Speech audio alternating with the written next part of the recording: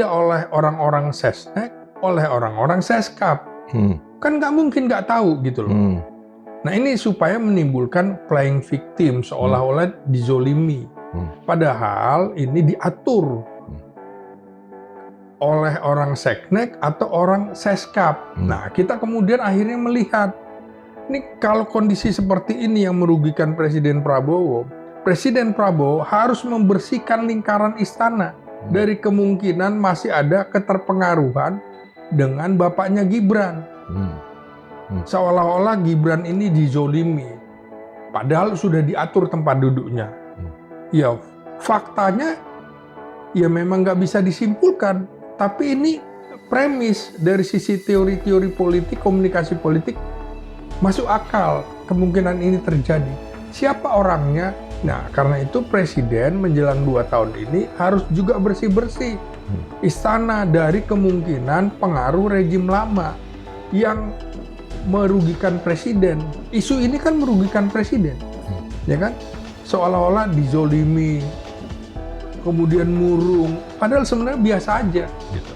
Jadi menurut saya Presiden mesti hati-hati dengan kasus ini. Publik tidak bisa semata-mata percaya begitu saja dengan penjelasan dari Mensesnek. Kita mesti skeptis, apalagi jurnalis, akademisi, gitu kan.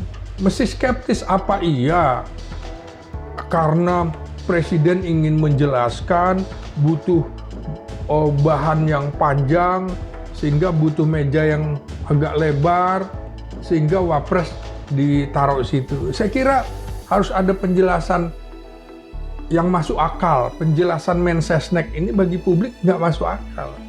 Maka di dalam politik saya melihatnya ini tetap ada pertarungan politik.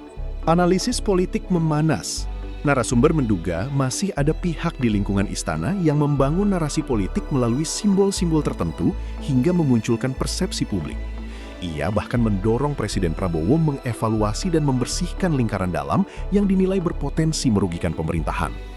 Pernyataan ini merupakan analisis dan hipotesis narasumber, bukan fakta yang telah terbukti. Ini apakah di antara kalian ini nanti akan saya keluarkan dan ini salaman terakhir atau apa? Menarik pertanyaan Bung Indra yang sekaligus juga jawaban itu. Kemungkinan memang akan ada reshuffle kabinet. Kira-kira inilah kabinet rapat kabinet paripurna terakhir buat kau, kan kira-kira begitu. Ya memang tidak akan diungkapkan secara eksplisit, tapi dengan simbol-simbol seperti itu.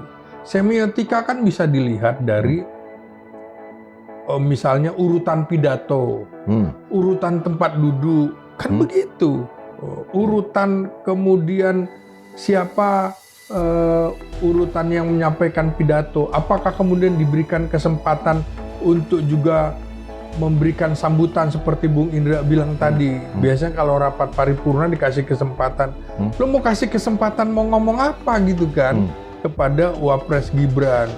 Publik juga pahamlah seperti itu. Jadi tentu saja ini bisa menjadi rapat kabinet paripurna terakhir bagi sejumlah menteri. Nah ini kan sinyal bahwa Agustus ini kemungkinan ada reshuffle kabinet itu besar sekali dan masuk akal menurut saya. Sebaiknya menurut saya sudahlah, Presiden sudah waktunya mengakhiri ya. Isu pergantian kepemimpinan kembali memanas. Narasumber menyoroti rumor yang telah lama beredar mengenai kemungkinan pergantian kepemimpinan setelah 2 tahun pemerintahan dan menilai dinamika politik terbaru ikut memicu spekulasi tersebut. Pernyataan ini merupakan analisis atas isu yang berkembang, bukan fakta yang telah terkonfirmasi.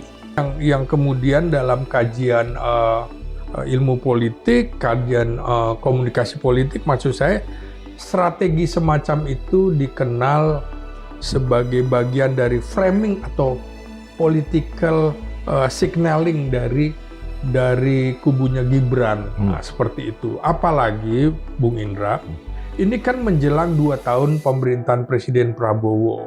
Sejak awal disebut-sebut Presiden Prabowo kemungkinan hanya diberikan waktu 2 tahun setelah itu akan digantikan Gibran.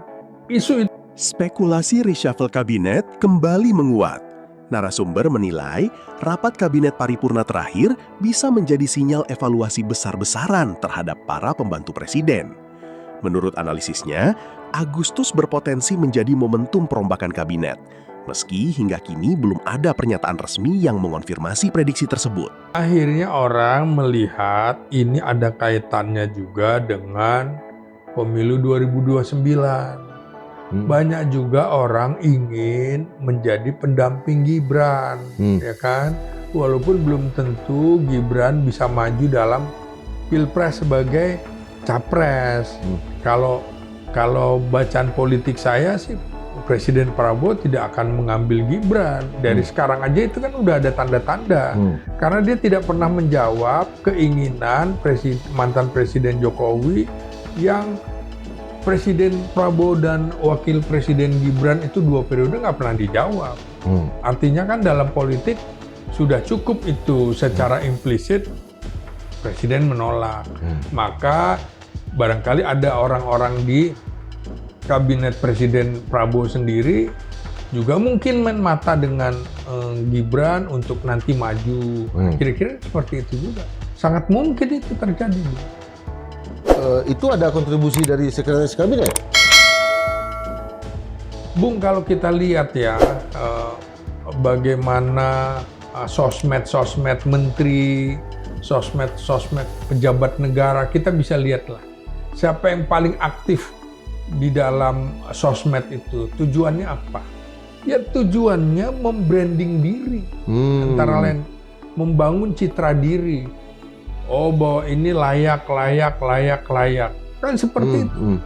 Ini kan banyak gubernur pencitraan, pejabat pencitraan. Loh kok banyak benar kerjanya di hampir tiap hari atau sepekan berapa kali di medsos. Kerjanya apa gitu kan. Ini akhirnya memang di era digital ini semua menggunakan channel-channel medsos untuk membranding dirinya. Padahal ini adalah pembantu presiden kalau di kabinet itu. Harusnya dia membangun pencitraan buat pemerintahannya, bukan untuk dirinya gitu loh. Jadi ini justru presiden harus melihat bahwa banyak musuh di dalam selimut kabinetnya sendiri begitu. Musuh dalam politik itu nggak jauh-jauh, bukan yang di luar, tapi di dalam gitu. Polemik Gibran kembali memanas. Narasumber menduga muncul upaya membangun narasi playing victim melalui simbol-simbol politik untuk membentuk persepsi publik dan menguji respons elit maupun masyarakat. Pernyataan tersebut merupakan analisis dan hipotesis narasumber, bukan fakta yang telah terbukti. Arahan aja dari presiden dan bukan memberikan pendapat pada apa yang dibincangkan dalam sidang kabinet. Apa yang sebetulnya terjadi, Pak? Ya, saya coba membuat analisis yang agak berbeda dengan analisis yang sudah berkembang di luar. Saya justru melihat ada hipotesis playing victim yang dilakukan dalam kasus posisi duduk Gibran itu oleh elit tertentu yang kemungkinan dilakukan oleh orang istana untuk membangun narasi bahwa Gibran terzolimi. Nah, ini sangat memungkinkan dari perspektif ilmu politik dan komunikasi politik. Skenario tersebut bisa dianalisis sebagai kemungkinan teoritis. Jadi, bukan kesimpulan faktual. Kita tahu Bung Indra, bapaknya Gibran, Jokowi itu sering disebut-sebut sebagai raja playing victim politik. Sejak menjadi wali kota hingga presiden 2 periode. Nah, jika saja ya terjadi elit menciptakan simbol yang memancing tafsir publik, maka ini juga ada beberapa tujuan playing victim yang mungkin ingin dicapai. Jadi pertama, sengaja membangun simpati publik terhadap Gibran. Seolah-olah Gibran itu dipinggirkan. Oleh siapa? Ya pasti dianggap oleh kubunya Presiden Prabowo. Sehingga kan muncul reaksi dari pendukung fanatik Gibran. Kami mendukung pasangan ini karena kami mendukung Gibran, bukan Prabowo. Maka berbalas pantun lagi. Kubunya Prabowo juga, kami memilih Prabowo bukan karena Gibrannya, karena Prabowonya. Nah, kemudian juga ini sekaligus mengonsolidasikan para pendukung Gibran agar merasa tokohnya itu sedang menghadapi tekanan politik dari kelompok lain, yaitu dari kelompok pendukung Prabowo Subianto. Nah, juga bisa untuk mengalihkan isu-isu lain yang sedang berkembang. Misalnya relasi penguasa lama dengan dengan oligarki hitam yang disebut-sebut oleh Said Didu itu.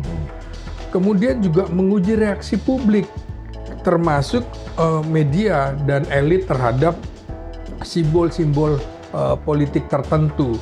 Dalam hal ini media dan publik kan sedang terpengaruh oleh rencana Jokowi melakukan safari politik ke NTT, yaitu basisnya PDIP. Nah, ini yang kemudian dalam kajian ilmu politik, kajian komunikasi politik, maksud saya strategi semacam itu dikenal sebagai bagian dari framing atau political signaling dari kubunya Gibran. Nah, seperti itu. Apalagi, Bung Indra, ini kan menjelang 2 tahun pemerintahan Presiden Prabowo. Sejak awal disebut-sebut, Presiden Prabowo kemungkinan hanya diberikan waktu 2 tahun. Setelah itu akan digantikan Gibran. Isu itu Peta politik 2029 mulai diperdebatkan. Narasumber memprediksi Presiden Prabowo kemungkinan tidak akan kembali berpasangan dengan Gibran pada Pilpres 2029 dan menilai sejumlah manuver politik mulai mengarah ke skenario baru. Pernyataan ini merupakan prediksi dan analisis narasumber, bukan kepastian atau fakta yang telah terkonfirmasi. Terima kasih sudah menonton. Jangan lupa like, komen, dan subscribe. Sampai jumpa kembali.